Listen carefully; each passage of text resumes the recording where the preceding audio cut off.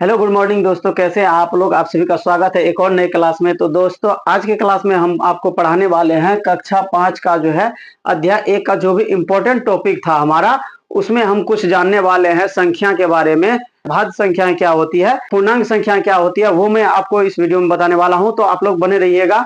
जल्दी से जल्दी आप लोग क्लास को लाइक कर दीजिए और आप चैनल पर नए हैं तो चैनल को सब्सक्राइब कर दीजिए। तो चलिए आज के क्लास की शुरुआत करते हैं। भाज्य संख्या, ठीक है, भाज्य संख्या। तो चलिए अब हम इसका परिभाषा जान लेते हैं कि इनका परिभाषा क्या होता है। तो इसमें हो जाएगा जिस संख्या में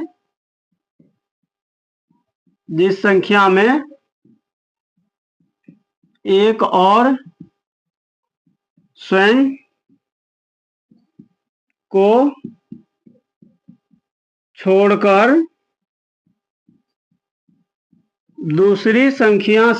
दूसरी संख्या से भी भाग लग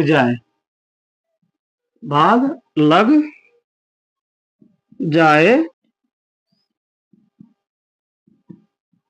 भाज्य संख्या कहलाती है। ठीक है, तो ये इनका परिभाषा क्या हो गया, ये आप देख लीजिए। भाज्य संख्या का परिभाषा क्या हो गया कि जिस संख्या में एक और स्वयं को छोड़कर दूसरी संख्या से भी भाग लग जाए। ठीक है, इसका अथवा क्या हो जाएगा, इसका दूसरा परिभाषा क्या हो जाएगा वो भी हम जान लेते हैं। इसके अथवा में क्या हो जाएगा कि जिस संख्या के 2 से अधिक गुणनखंड हो। ठीक है, इसका क्या हो जाएगा, जिस संख्या के 2 से अधिक गुणनखंड हो। ठीक है, तो इसका दूसरा परिभाषा क्या हो जाएगा कि जिस संख्या के 2 से अधिक गुणनखंड हो। तो चलिए अब इसको एग्जाम्पल के जरिए समझ लेते हैं। ठीक है, जैसे हम एग्जाम्पल ले लेते हैं कि सबसे पहला हमारा क्या आ जाएगा, 4 आ जाएगा। ठीक है, ये एक भाज्य संख्या होगी। दूसरा हमारा 6 आ जाएगा। इसी तरह से हमारा क्या आ जाएगा, 8 आ जाएगा। ठीक है, 9 आ जाएगा, 10 आ जाएगा, 12 आ जाएगा।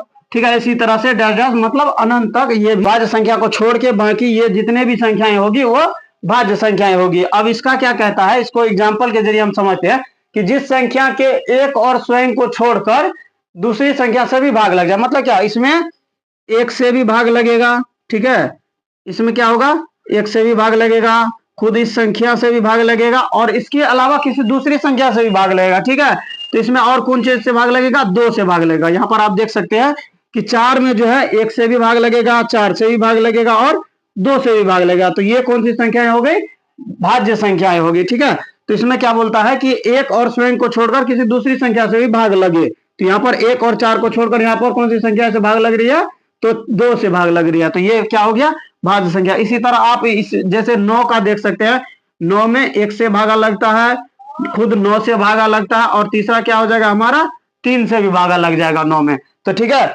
इसको इस जरिए भी आप समझ सकते हैं कि जिस संख्या के 2 से अधिक गुणनखंड। अब इसके देखिए, जैसे हम 9 का गुणनखंड करेंगे तो 9 के गुणनखंड में क्या आ जाएगा, 1 आ जाएगा, 9 आ जाएगा और 3 आ जाएगा। ठीक है, तो इसमें क्या हो गया, इसका गुणनखंड 2 से ज्यादा आ गया। अगर 2 होता तो ये अभाज्य संख्या होता, लेकिन यहाँ पर 2 से इसका गुणनखंड ज्यादा आ रहा है, क्योंकि इसको हम क्या लिख सकते हैं, 1 गुना 9 लिख सकते हैं और क्या 3 गुना 3।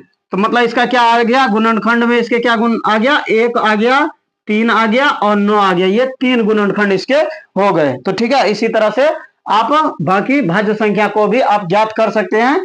तो इस एग्जाम्पल के जरिए आपने समझा कि भाज्य संख्याएं क्या होती है और इसका हम कैसे चयन करते हैं। ठीक है, तो ये भी आप लिख लीजिए वीडियो को रोक के।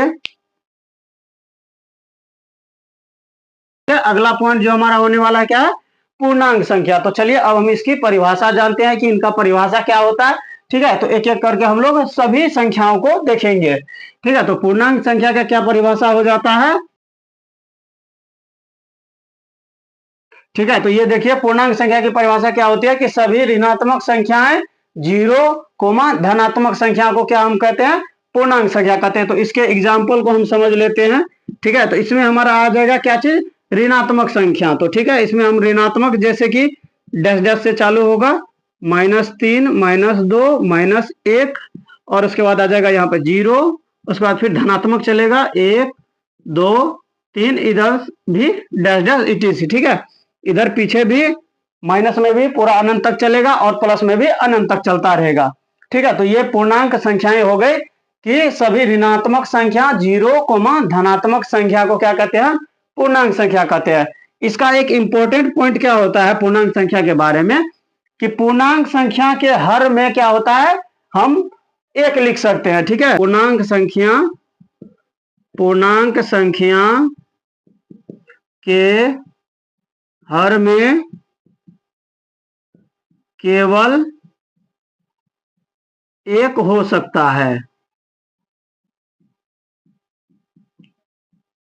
ठीक है। तो यहां पर ये देखिए पूर्णांक संख्या का एक गुण हो गया ये, कि पूर्णांक संख्या के हर में केवल 1 हो सकता है, इसके अलावा यहां पर कुछ भी नहीं हम दे सकते, ठीक है। जैसे मान के चलिए कि हम -2 लिखा हुआ है, ठीक है, ये एक पूर्णांक है, इसके बट्टे में हम क्या कर सकते हैं, 1 दे सकते हैं, इसके मान में कोई भी प्रभाव नहीं पड़ेगा, ठीक है। इसी तरह से जैसे कि 3 है हमारा धनात्मक, तो 3 को हम 3/1 भी लिख सकते हैं, इसके मान में कोई अंतर नहीं आएगा। जल्दी से आप लोग इसको लिख लीजिए। तो दोस्तों आज के क्लास को यही हम समाप्त करते हैं। उम्मीद है आपको अच्छा लगा होगा पढ़ने में। तो जल्दी से आप लोग वीडियो को लाइक कर दीजिए और चैनल पर नए हैं तो चैनल को सब्सक्राइब कर दीजिए। तो मिलते हैं कल के क्लास में एक नए टॉपिक के साथ।